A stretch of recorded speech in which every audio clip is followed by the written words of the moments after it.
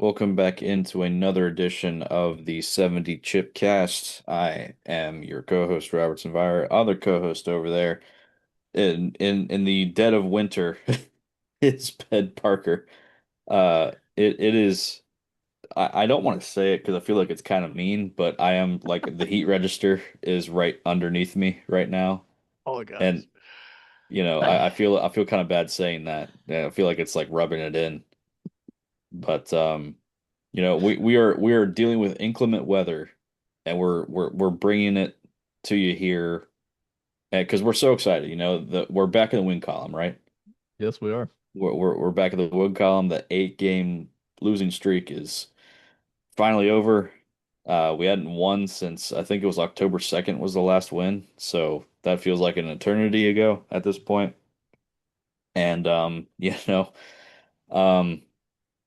let's just be honest, we didn't really play all that great. We didn't play bad though. And I think that was my hope going into it because can we not suck this week? That was my main goal, my primary goal is just don't suck this week. And I don't think we did. Definitely a lot of room for improvement, but that's been the entire season. So um, it was a good win.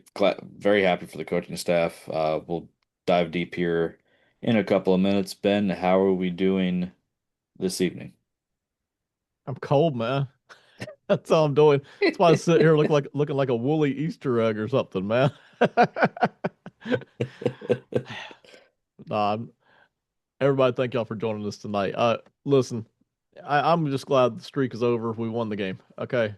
We'll talk about, some of the other things involved in the game for just a minute. We're not going to dwell on it, but I'm glad the streak is over. It's not good for a team to have a losing streak like that. It's just not. It's not good for franchise to go through that, and it's especially not good for a team, a franchise to go through that after such a great year last year. I don't think anybody would have truly been put off if we had scratched our way to a 9-8 record and barely missed the playoffs, or if we had gone 10-7 and lost in the first round. That's a double stack on top of last year, right? You feel solid about that, not great.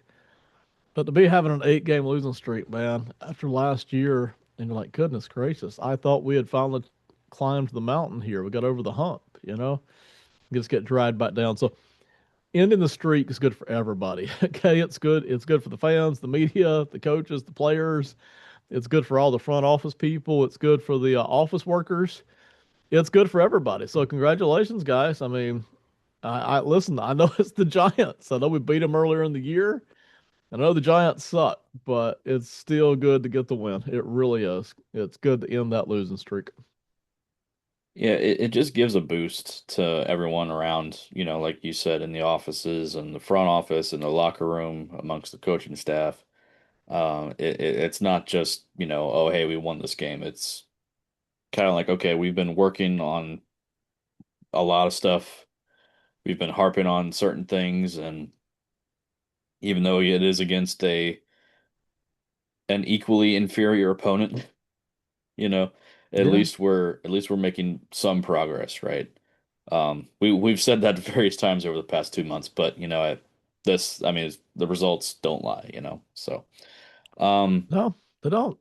I don't have a roasted toasted this week because I really feel like you just toast the coaching staff for Yeah. sticking with it and for the players for just sticking with the coaching staff and there's not going to be any, you know, uh comments coming out of the locker room against the coaching staff or anything like that. I mean, I feel like this group has a handle on the locker room, has a handle on personal things, like in like the personal relationships. Yeah. Um, the X's and O's we can certainly debate about, but you know, as it stands, I think that I don't want to say they saved their jobs because we still have 3 games left, but I Right. think this was an important step for securing yourself for the next year and then securing yourself maybe kicking the can down the road if you don't get off to the hottest start next year. Um, again, we got 3 games left, but I'm just toasting, the entire team for, I mean, because they could have all lost this game, and it wouldn't have been hard to envision that. I don't want to be a Debbie Downer here, but if the Giants had a relatively accurate quarterback, they probably would have won this game. I mean, there were 2 Mm. touchdowns that were just left out there on the field by Jackson Dart. He didn't lead his guy. He, went he it was just inaccurate. Right. Um, and that happened on many different occasions, twice on touchdown opportunities for them. So if there was a slightly better quarterback playing back there, we might be looking at a ninth straight loss, but that didn't happen, so we don't have to talk about that. Right. You know, um, but I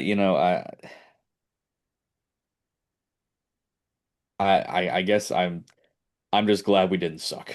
You know, I'm just glad that we were able to put together an offensive game plan. The defense is still the defense, but it did better in the run game at times. The defensive backs, believe it or not, even though they haven't played a whole lot, they've been making some plays. And then Jalen Lane, he's, maybe offensively he's struggling, but punt return wise, I mean, that's the second touchdown of the season, first time in uh, in team history since Brian Mitchell did it in the 90s. So Wow. quite, and which, by the way, any fans of the show that know Brian Mitchell, he should be a Hall of Famer. You could probably corroborate that. He should be if Devin Hester's in the Hall of Fame, then he should be as well.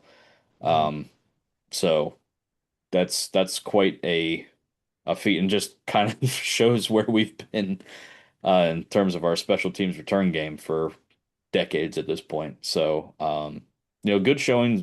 Mariota had a really good game. Chris Rodriguez, he was out, but Bill stepped up and had a really good game. Um, so yeah, there's a lot of good things that came with the offensive line. I mean, they weren't perfect, but against a really good pass rush, I think they held their own pretty well. Definitely some things that need cleaned up, but against a good pass rush, we've seen this unit struggle against good pass rushers all season. But I think they definitely improved in that regard. So I mean, I think good, solid performances. I'm not going to say good or great, but solid performances all around. And I don't really have anyone to roast because they've been it would be stuff that rehashing some stuff, and then I'm not going to be down on someone that just lost 8 straight games and finally got a win, So Yeah. I I'm gonna hit the main point first again. Credit to the coaching staff and the players for getting a win here. We've seen teams that just gave up. This team didn't give up, no, And and listen, if you're a Commanders fan, you're like, well, you won too late. Yeah, you did. You won way too late. Even if you go on a little mini winning streak here now, it's all way too late. But I there's a big difference between teams that give up and are they're not going to miss their coach too much if he's gone versus players that are still invested in the game and players that want to keep their coach around and a coaching staff that thinks they have a good shot to stay. So that's all really important. It really is. And listen, I understand there's people in the fan base, in every fan base, who are like, at this point, you should have lost the game because you get better draft position. And I get that. I understand the value strategy there. I understand um, the computer mindset there. But that's what it is. It's a computer mindset. It's not a real life mindset. Real life mindset is the more we lose, the more things go wrong. And the more we continue to lose, the more bad things that are happening that a top draft pick or say a top draft pick and a early second round draft pick can't make up for. There's just too many bad things going on. So you don't want that to continue. That's the real life approach that has to happen there. It's a good point you made about Jackson Dart because I love him. He's been fantastic as far as the energy, you know, the leadership, the rallying, the running, to a large degree the throwing. But the accuracy there that you talked about is one reason I didn't want people to draft him in the first round. I was a little surprised that he got that much, heat in the previous draft. I had him as a second round guy on the top end, and I just didn't look at him as being a true passer in waiting. Now he's looked better than I thought he would, to be honest. But still, I feel like there are flaws in his passing ability there, and I don't know if those will ever truly be eked out. What I do know is that the more defenses get a chance to look at him once he hits the field next year, he's going to have a whole new set of things to look at. They're going to have figured out what he likes to do, and they're going to start limiting those. So we'll see. Next year will come, and I'm not down on Jackson Dart, but it is again why I was a little hesitant to be drafting him as high as other people were. And then statistically, this game was interesting. This Commanders Giants game, it was Hmm. eerily similar in a lot of categories. You look at the rushing yards, you look at the passing yards, you look at the penalties. We actually lost the turnover battle 2-1. Eerily similar in a ton of categories. The first downs weren't that far apart. The third down efficiency was eerily similar. Um, they actually ended up with more total yards than us by what, 40 some yards there. A lot of similarities there, and yet still we win the game, and that's all that matters. 8 game losing streak, stats being either close to the same or tilted in their favor. Us not having our starting quarterback, we found a way to win the game. That's what you live for. That's what everybody lives for. All these coaches, players, and us, the fans. So, that's basically up for me on the Giants game. But hats off to the team, for sticking that out and getting it done with. Let's see if we can add another win or two before this season's over. Yeah, you bring up a good point about the wins, or should we lose for draft position. Yeah. I think that so we're not going to have a top three pick. I don't think that even if we lose out, it's possible, I suppose, but I don't think Okay. it's likely. Mm-hmm. Um, so we're looking at anywhere between probably 4 to 8, 4 to 7, something like that, around that range, right? Okay. I don't know unless it where they're quarterback starved teams, and I'll be completely honest with you. I don't know what the quarterback, market is going to be like at the draft time. Like I don't know if there's several guys, if there's just one guy, if there's a couple of guys. Like I don't know what it's like, but obviously the higher pick is better. It offers more Right. value, but Yep. it just takes the right person to or the right team to make that trade for that certain player, whether it's a quarterback or I mean more likely than not it'd be a quarterback, but maybe Mm-hmm. there's a pass rusher that, that's out there. Not which why we're passing up on that, I don't know. But my point is it takes the team and the player to match up. It's not just a quarterback. So again, there is some more value obviously with a higher pick, but I think the win is more important in that regard. Okay, so if we slide down to the ninth or 10th pick, okay, it's like, yeah, oh yeah, that kind of sucks, but Right. it's probably not going to happen over these last 3 games if we're being honest with ourselves. Now, if we get another win, I'd be happy if we got at least one more win. Mm-hmm. But I mean, it's the Eagles, Giants, or no, Eagles, Cowboys, and then Eagles again. I find that hard to believe. I mean, we'll get into that a little bit later, but I based on the fact that they're shutting Jayden down, um, I think they're kind of more or less saying, "Hey, we kind of want to lose these last 3 games, maybe." Or maybe they are just truly protecting Jaden. I don't know. Um, I do want to touch on that for a minute because if we were in the middle of a playoff push, I think Jaden, first of all, would have played the Denver game. I don't think he would have been held out of that.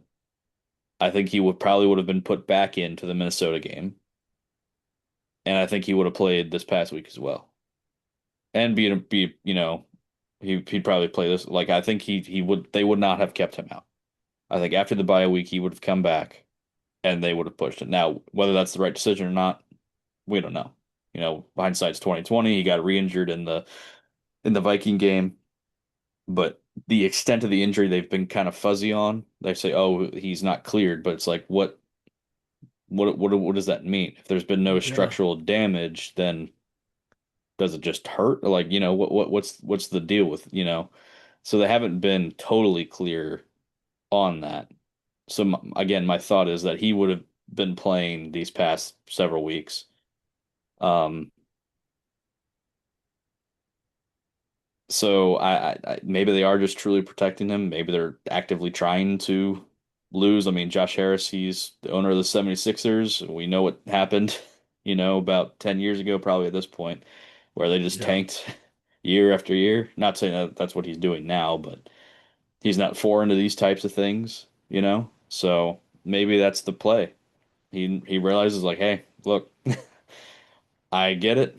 You guys had a lot of injuries. Let's just try to lose out the rest of the way, and we'll see what happens, in the drafts. Maybe that's a strategy. I don't know.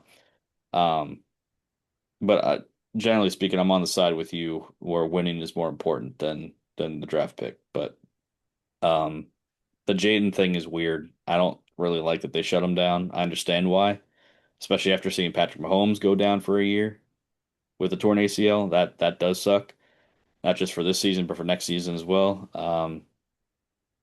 I understand it, but I don't. I still don't. I personally don't like it. To me, if you're healthy, you should play. Yeah, I generally agree. And if they want to wait until he's 100% healthy, I'm okay with that. I don't mind that they shut him down considering how injury ravaged his season has been. So if you're dealing with the idea of, hey, we're fixing to go up against two pretty good teams three times, and we don't want our second year quarterback who's already had an injury ravaged year, we don't want him at 70, 80% picking up a major injury to close out the year. I'm okay with that line of thinking. I really am at this point, all things considered. I I don't really, I really, if they're tanking without admitting it, I don't like the idea of that because everybody in that locker room is going to know how healthy Jaden Daniels is. You know, if he's 90% ready to go, they can see it. They're not going to be happy about that. Even if they all get it, they're not going to be happy about that. So, and I'm not, I wouldn't be happy with that. So I'm not in favor of the tanking thing. If it were the final week of the season, I'm okay with it. Listen, you got three teams coming up here, two teams, three games against your division rivals, man. You don't want to lay down and be a doormat for them on the way out of this year. That's just not the way to handle it. So if behind closed doors they're already trying to just say, hey, this season doesn't matter. We'll just take a beating, from these two teams, our division rivals. I'm not in favor of that. That's not good for that's not good for anybody. It's not good for our players. It's not good for us as fans. It's just not good. So I hope they're not thinking that way. I'm more open to it in basketball and baseball, where we have seen teams turn that into success. But those are different sports. I've seen it work over there. I haven't yet seen it work in the NFL level, and I don't like the mindset. It's just too personal. When you're going up against the Eagles twice and the Cowboys, you know, you don't want to lay down to these teams and just take it. That's not good for anybody. So I hope behind closed doors that's not what's going on here. Uh, I think unfortunately it is because Yeah. they shut down Jaden for the last 3 weeks, right? Yeah. And I'm still convinced he probably could have played against the Giants. Okay. And then there's Laramie Tunsil, he's got that oblique strain. And then Quinn says, well, if he's healthy enough to play, he'll play. Okay. So to Yeah. me, that's signaling it's like, well, we don't really care about anybody the way I read it. If I was a player, we're Right. like, well, hell, you don't care about the level of health with us. It's like, hey, Nope. if we're healthy, we're gonna play. But Yep. Jaden, he's sitting over there. He says he's fine. He's wanting to play, and you're not letting him. Mm-hmm. Like, see, I don't like that personally. I don't like the Yeah. messages that sends because I I'm with you agree. on that. I don't like the message that sends because what else are they doing with these other players? Because they're saying Luke McCaffrey potentially. Um, I don't know how, but he apparently there was an opportunity maybe for him to come back off of IR, Okay. but they said that he's not going to. Javante Jean Baptiste, they said he's not. They're not going to reactivate him off of IR. So for whatever reason, I feel like they may or may not be cherry picking players that they're protecting and not protecting. An odd strategy, I would say. Yeah. But generally speaking, I mean, I want the young players to play regardless. You know. at this point in the season, whether they're healthy or not. I want them out there playing because, again, these draft picks, we mentioned it was either last week or the week before, that these draft picks the past 2 years, they haven't proven that much outside of Jaden Daniels. A couple of them have, but generally speaking, they need time, they need reps, and they need to prove that they can handle a serious role going forward on this team. So I want to see the young guys out there performing. I'm not as much concerned about the veterans. We already know what they can and cannot do. So Yeah, it's a good point about the young guys. So, and I agree. With Jaden, I would like to see him close to 100%. I hate to trot him back out there at 70, 80% and him get run over by the Eagles, the Cowboys. But if he's anywhere close to healthy, I'd really rather him be out there. I don't like this tanking idea, except for the last week of the season, right? I don't like it. You know, on paper, it makes sense. There's a lot of people that advocate this, right? You go ahead and just lose. You get the highest draft pick you can, and you either get a better draft pick or you trade it in.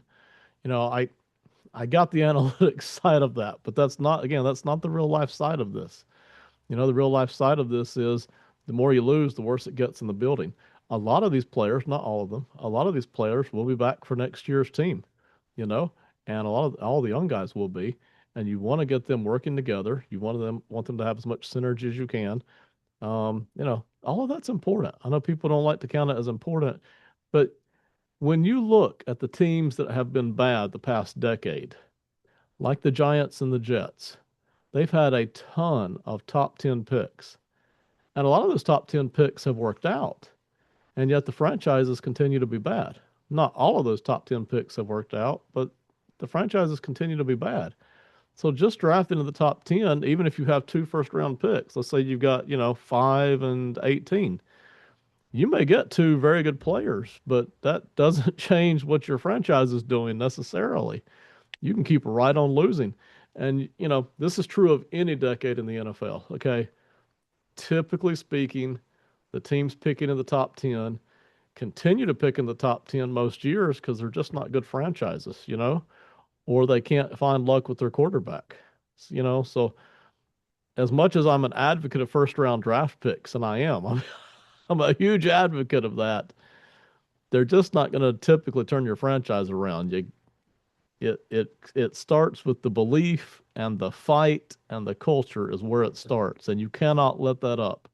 You cannot quit on that in week 13 or 14. That's not the way you build anything, not in the NFL anyway. yeah, I mean, I generally agree with everything that you're saying. I mean, yes, it's better to get the higher draft pick, on paper, but there's the people element to it, and I think that's the part that I got the problem with is the people element that some I get it. He's the quarterback, he's the franchise. I think the players understand, the coaches understand that, but when he's saying, "Hey, I want to play," and the coaches aren't letting him, but you could say, "Hey, I don't really want to play," and be like, "Well, you're going to play anyway." Right. You know,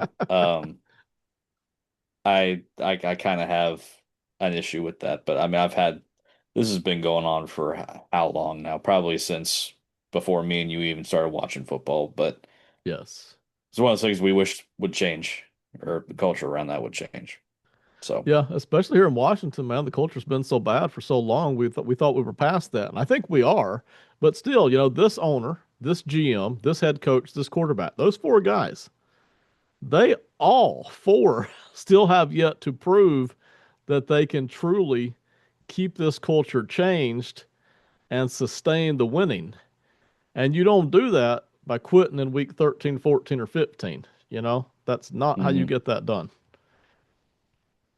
no. All right. Um, That was Giants week, everybody. Beat yep, them twice, swept yep. them. And then we got the Eagles here. Here they come. The Here they beloved come. Philadelphia Eagles, man. Oh man. Everybody's favorite division rival. Yeah, well, we'll just remind you of this game from last year. We'll just, Yes. I think what I would rather do is just go on to NFL.com or YouTube or wherever this game Uh-huh. is. I think I'd rather watch this game again than watch the Yes. Saturday's game. Because man, this game was a ride. I don't know if you remember this game. It was special. This Yeah, was kind of, to me, this was kind of the height of special for last year. It wasn't the playoff games because the playoff games were like icing on the cake, right. the cherry on top. This right here was where we truly muscled up and said, "Oh heck yeah, here we are, baby," Yeah. and yeah. Yeah, I mean, committed 5 turnovers in the game.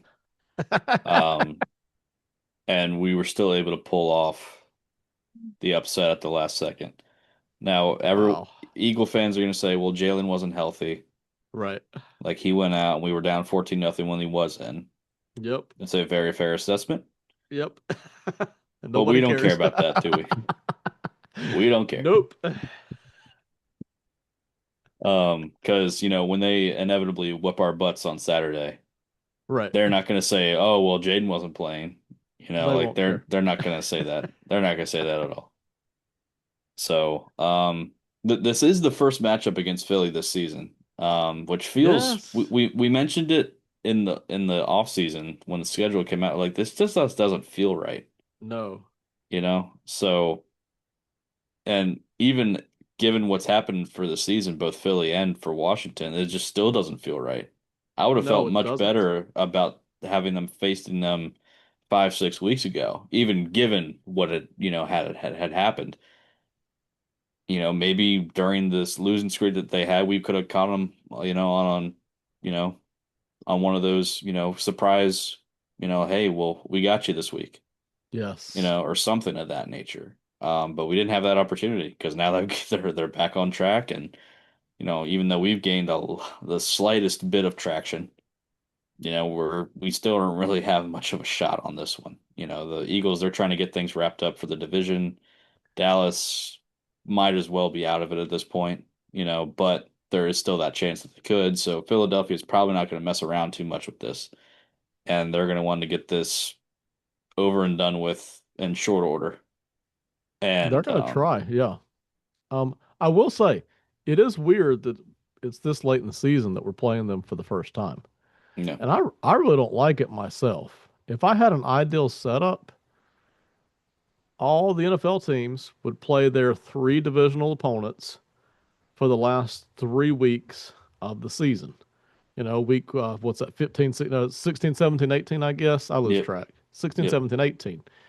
Now, if the NFL really wanted to stack the backside, then you could have the last 6 weeks of the season, get all the bye weeks done with, right? Every one of them, by week whatever, 11, 12, and then stack the last 6 weeks of the division with all division opponents, I'd be okay with that, even though I don't think that's what I want. I'd be okay with it. What I don't like is how some teams play their division rival twice by mid-season, and that's over with.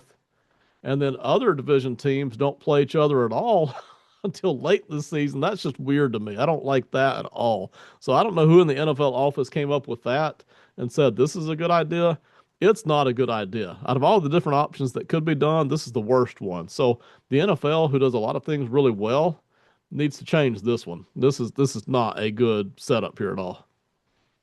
so I'll even throw an extra hot take on there. Give it I to don't me. like week one division matchups because, Yeah. as you know, week one is just such a weird week. Who needs it? We're just glad to have football back, man. And if I remind the audience real quick, the New England Patriots, who are now 11-3, lost to the Las Vegas Raiders, who are now what, 2-11, 2-12, something like that. I forgot that. Yeah, so week one, in essence, you can just throw that one out the window and disregard that for the rest of the season.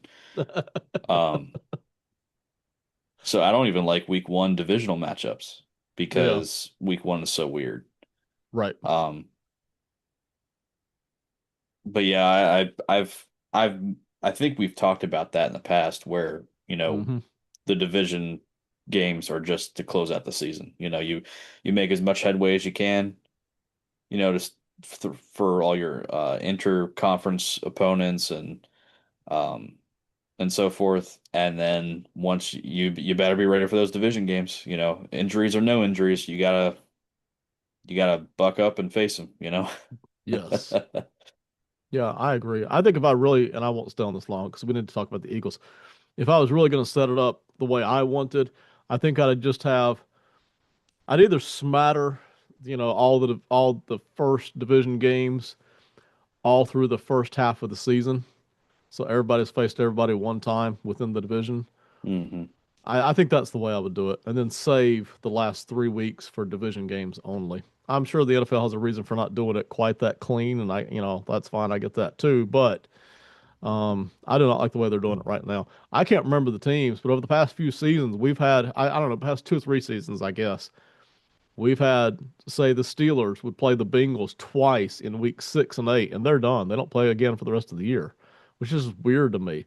Here we Yeah. have the opposite. We don't play Philly until whatever week this is, 15, 16. We don't play them until now, and the game hardly matters, for, it matters for the Eagles. It doesn't matter for us. So that game should have been played earlier in the season.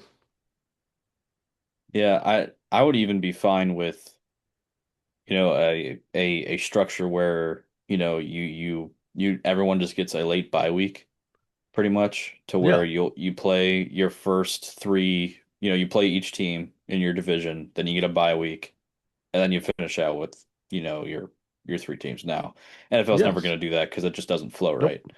But Right. to me, that would be the best kind of, because you get that bye week to regroup and everything, and then really analyze how things are going to go those final three games. But the NFL's not going to do that. Nope. If I had, I'll stack onto it, man, because we're hot here tonight, man. Um, the NFL should really tune in here. Uh, Come to bye weeks, man. Get them all done in 2 weeks. Why do we have to scatter them from week 4 to week 14? I don't understand that at Yeah. all. Let's get them. Let's have one week where most of the NFL is off, and you have barely enough games to cover each window, right? So you have the Thursday night window, the two Sunday afternoon windows, the Sunday night window, the Monday night window. So that's 5 games, and maybe toss Yep. in 2 more just to mix it up a little bit. So half the league is off one week, the other half of the league is off the next week. I guess that's what am I looking at? 8 games there. So 8 games Yeah. one week, 8 games the NFC, next. NFC, and Yes. AFC. Yes. That's even better. And we're done. We Yeah, don't and you're have to done. figure out every freaking week who's playing and who's not, which kind of leads into I like it when everybody's playing. I don't like it when anybody's off. I like for all 32 teams to be playing. But instead, the NFL decided that they're going to give us what, 10, 12 weeks of not everybody playing. And that's just not as fun. So give us 2 weeks of bye weeks. Nobody has an advantage that way. Nobody's got an early buy, a late buy, all this nonsense. You just have the 2 bye weeks, right? Kind of in the middle of the season. Maybe, heck, make it right during Thanksgiving or something. I don't care, but Yeah, NFL's not gonna do fantasy owners would not be happy with that strategy. that Let's be honest, people, either. you wouldn't care anyway. You really wouldn't, because you'd be these fantasy nerds. Look, all due respect, really, I respect you. You guys do stuff that I probably couldn't do, that or I just have no desire to. I don't. I love Yeah. numbers and stuff like that. I can't nerd out that much with the numbers and all that. Yeah.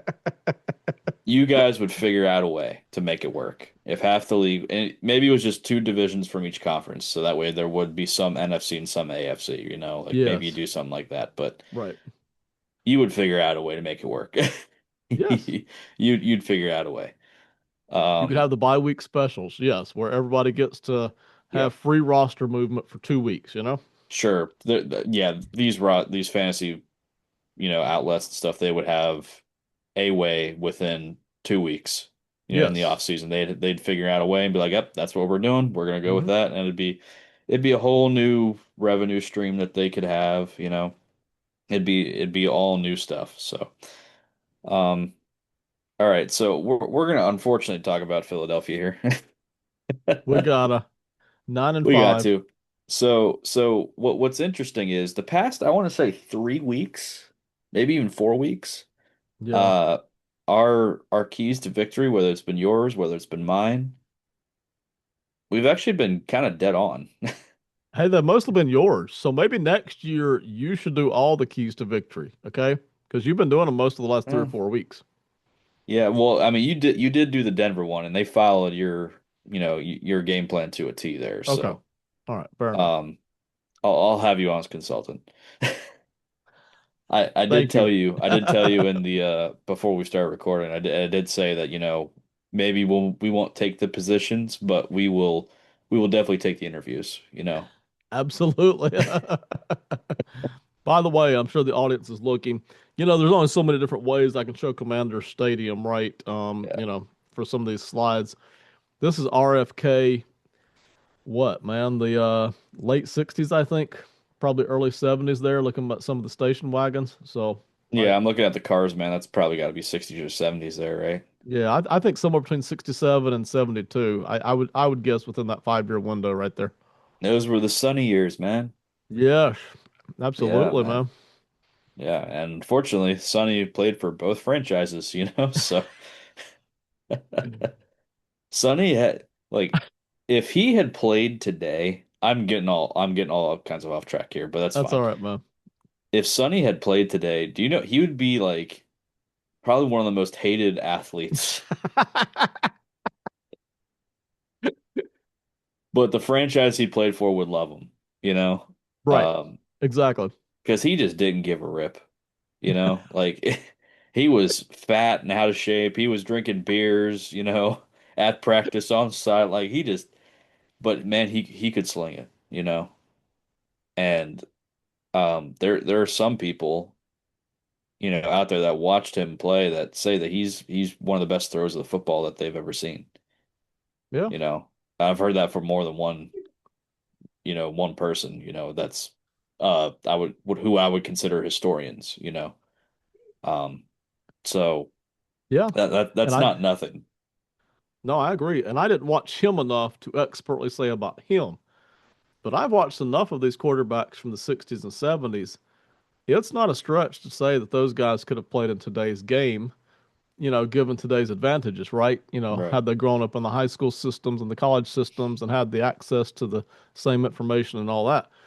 The arm was there on these guys. And I'm not saying that they were all I'm not saying they were all Dan Marinos and Patrick Mahomes and crap like that, but still, these guys had arms. They could throw. They understood the concept of a forward pass. All right. People Yeah. want to say, well, today's game is just, it's not even the same game. Well, it's changed a lot. It's still the game of football. And those guys were throwing the football around quite a bit, back in the day. It Yeah. was, it was still run first. They knew how to throw the football too. Some of those guys, even though they were out of shape and drunk half the time, they could sling it. And he was one of them. Yeah. Yeah. I would love to hear the stories of the locker rooms and what all the shenanigans that happened, which, they probably couldn't say without, No, you probably know, uh, not.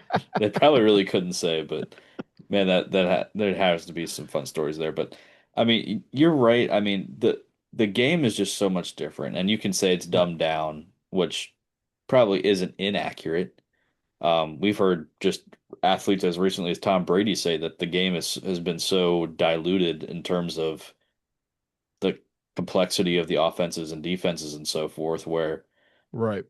I guess you can blame the 49ers for the West Coast system, but it's Yes. it's like that on steroids now, these days. Hmm. It's like you get the ball out of your hands as soon as possible. You don't really I'm not saying you don't read a defense, but essentially you just basically read two reads and then you get the ball out, Right. One read, two you read, know? get out. They literally, a Yep. lot of the quarterbacks literally say, they don't say it quite that way, but it's one, two, three, out. Yes. Yeah. So, I mean, I'm sure, and I don't know this to be certain, but I'm sure back in Sonny's days, it was a lot more complex than that. And defense is more complex. I mean, you see a lot of these cover two shells now where we're just going to keep everything in front of us and we're not going to. I mean, we see some exotic blitzes and exotic coverages. There are still those, they still exist, but base defense is really just shells these days. Yeah, and listen, a lot of the offensive and defensive coordinators, because they've got so many decades to draw on, right? The guys that came before them figured out what did and didn't work with each new thing that came up. So now today's offensive and defensive coordinators, they have all that information. They basically have all the answers, right? So now it's just a game of trying to figure out what the defense is doing. Once you know that, you can basically get into the play call you want, and you just hope your team has enough talent to pull that off. A lot of those things are already decided, and that's why it's so simple, if you will. Um, and that's just, and the defense is doing the same thing, like you said. They're wanting to play too deep and keep everything in front of them and just play forward, right? Which, I know, the zones are still complicated because you have so many you have so many things being handed off to each other, right? And you got to make sure you're reading it right. But yeah, it's not what it was 20 years ago when Tom Brady was starting for sure. All right, guess we got to talk about Philadelphia now, for real. Here we go.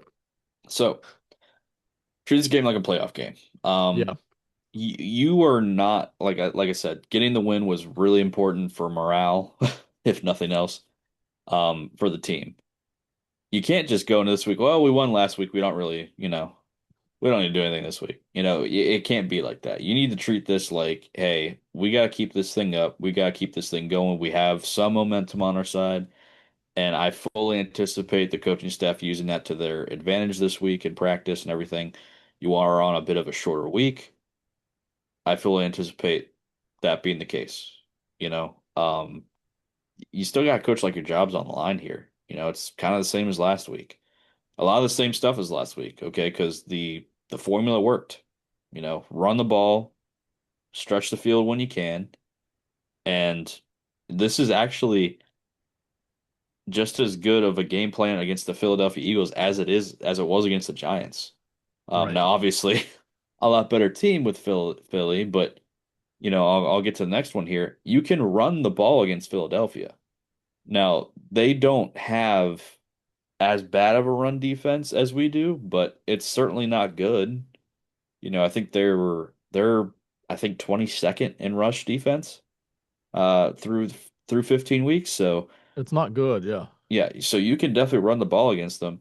And then, I have for my third key here is test the secondary. Don't be hmm afraid to throw the ball. Now they are technically a top 10 pass defense, but hmm I was looking earlier. If you look at top 10, like the between 9 and I think 17, there's really not much difference. I think it's like a 10-yard difference maybe in terms Yes. of pass yards per game. hmm Not to say that Philly's secondary is bad. It's not. But we have seen multiple instances, especially over the last 5 or 6 weeks, where, maybe you can get to them a little bit, where maybe, they're maybe you can catch them. So I'm looking to stick to a relatively similar game plan as last week against New York and try to again how effective it's going to be against a much better team. Yeah. It remains to be seen, but I think that's still your best way forward. Your best way to attack this team is to keep it on the ground.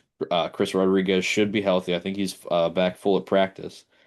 Um, Bill had a good week last week. He did have a couple fumbles, which is again very concerning. That's probably why he hasn't been getting many touches, as to why Yep. people are wondering why. hmm He's probably somewhat in their doghouse. So if we can hang on to the football and stick to the right ground game and take our shots like we did last week, I think we have a decent shot. Is it our guarantee that we're going to win this game? Heck no. I'm predicting that we're going to lose this game rather handedly. But if we're trying to give ourselves the best chance, I think this is the formula that we got to follow. I agree. Listen, the Eagles are gettable. I'm just They not are. sure we're the team to get them right now. I'm with you. We got a chance. This isn't the same Eagles team that everybody was looking at in week 4 or certainly last year. It's just not. For those of you who have been following, and most of you have, the Eagles offense has been struggling a lot. They're scored enough to win, but it's a real struggle right now. And the Eagles defense, it's still pretty good, but it's nothing like what it was last year. Okay, it's just not as sharp. Teams have made the adjustments, and teams are moving the football and able to score on this defense. Okay, this is not the top defense that it was last year. It's really not even close. Still a good defense. You know, they're still 9-5 for a reason, and this is still a very tough football team with plenty of talent, but they are gettable. And so I would start off with that run game for sure. I want to test the Eagles, and maybe the first drive or two they stop us, right? But I want to, I want to spend the first quarter, quarter and a half mixing in the run a healthy amount and trying to figure out, can we run the football against this Eagles defense? And I think we can. I think we can get that done. And then I'm not going to stop being aggressive with Mariota. I'm going to mix in those shots. You mentioned the shots downfield. Eagles still have a pretty good secondary, but that's really two guys. Okay. It's really two guys that are playing very well. There's a third guy in there too. The entire secondary is not untouchable. You can get to the secondary a little bit too. But you want to be smart about it. You don't want to have three interceptions against this Eagles team. You'll lose. I can live with one interception though, and that'll still give us a chance if we're being aggressive downfield at times. So yeah, I like it. I like the urgency. I don't want to lose to this Eagles team. Goodness gracious, especially at home. And I sure as heck don't want to get run out of the building here, versus Philadelphia. I want to win this game. I really want to put them down. If I do it right, I might even knock them out of the playoffs. Okay. Yeah, I would be maybe. very interested in that. Okay. Yeah, So sign me up for that. Yeah. it's a crowded NFC over there. I don't think they're going anywhere. I think they've got this division, but hey, stranger things have happened. So, you know, Yeah, so really that's why I kind of said stick to the ground game is you look at last week, I think at some point we had 17 run attempts and only 7 pass attempts. wow. So, there was rather a large, if that wasn't the exact number, it was very similar figure where we were way outrunning the ball instead of passing the ball. Even if it, like you said, even if it's not working in the first half or even the first quarter, I still want them to stick with it. I don't want them to abandon it. And now, if you're down 70-0, that might be a bit of a different story, but I still want you to mix it in there. Hmm. I don't want to completely abandon the run, even if it's not working initially. Right. Right. Um, Chris Rodriguez, especially if he's going to be your primary back going into this game. I mean, he's a big dude. He runs physical. He runs violent. He can kind of wear out a defense a little bit. So, um, I want them to continue running the ball throughout the game. Again, if they're down 3 or 4 scores, obviously that's a different scenario. But if they're within 2 scores, I don't want them to abandon the run. No, I don't either. I really want to win this game here at home. We might can even catch them twice, week on Yep. the last week of the season.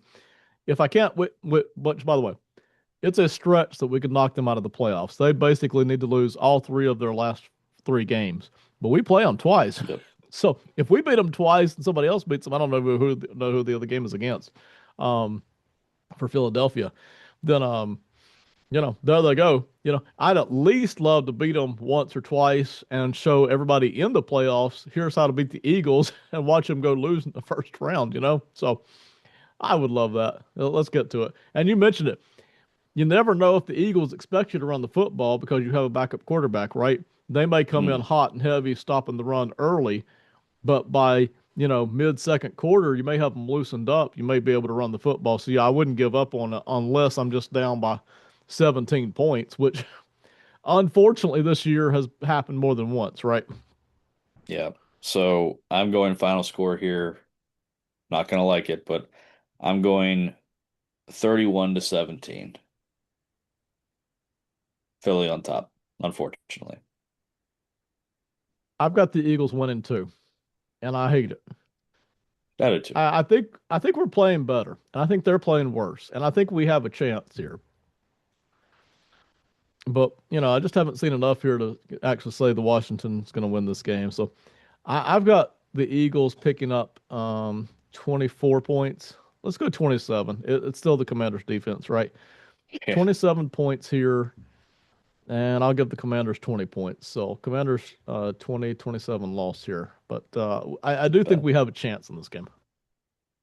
I think we do too. I again, Mariota can go cold sometimes, and if, that zone defense that Fangio plays, kind of starts getting to him a little bit where they start baiting him, and they do cause a turnover or two, I think he's Yeah, just going to go ice cold, if that happens. So yeah, that's really going to throw him off. And but credit to him, man. He's kind of found a second gear in his game where he's just this right. gunslinger now, and I love it. Like it's a little reckless, but I'm telling you, man, I love this. I love this version of Marcus Mariota.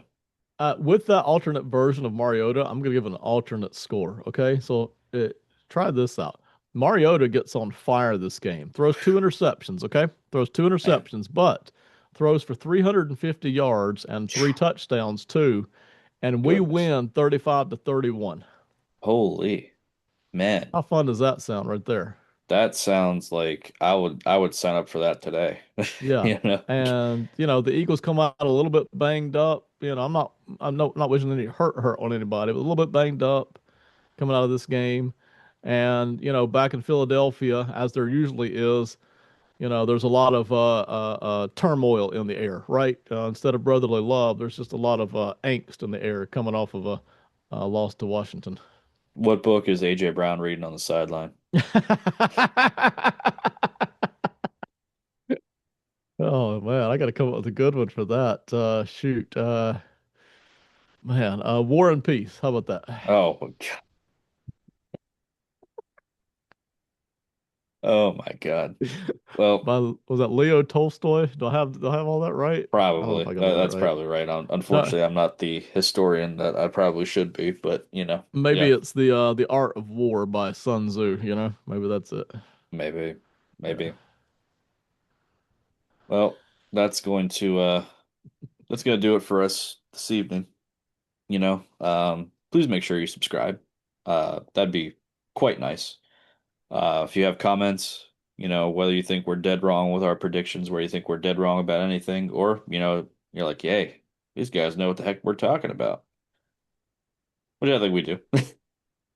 Let us know in the comments down below there. Go ahead and give us a like as well. I mean, do all the things. Subscribe, like the video, set notifications for all things that Ben's putting out here on this Pro Football Enterprises channel, and some great content's being put out.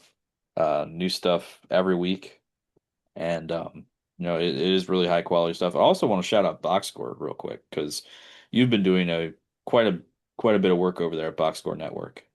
We haven't shouted them out, I don't think, the past couple weeks, so I just wanted to shout you out on the projects that you're doing over there, and how well those have been going for you. Yeah, I appreciate it. So everybody, check it out. We have draft prospects on this channel and on Box Score Network. Here in a couple of weeks, actually, hint, hint, teaser, me and Robertson are going to be talking about more draft prospects at a position of interest to you all. So, after Christmas, which by the way, we won't be doing a show next week, but after Christmas, we'll be back here just a day or two before New Year's, and we'll be talking about some draft prospects at an interesting position. Absolutely. Well, we hope that you all have a Merry Christmas, and hopefully that comes out with two wins because we play next Thursday on Christmas Day, which I will not be watching that. I got too much stuff going on Christmas Day, and I don't need to see a non-playoff, no playoff implications game Mm, that I'm not going to take away family time. I am not a fan of Christmas Day games. I know there's going to be a lot of people that are like, "Oh, thank God for Christmas Day games," right? But unfortunately, I'm not one of those people because I like seeing the games, you know. But okay, yeah, I got too much family stuff. yeah, fair enough. So, all right, listen, Merry Christmas, everybody, and we'll see you just after Christmas, 2 days after, well, 5 days after, but 2 days before New Year's, we'll be back.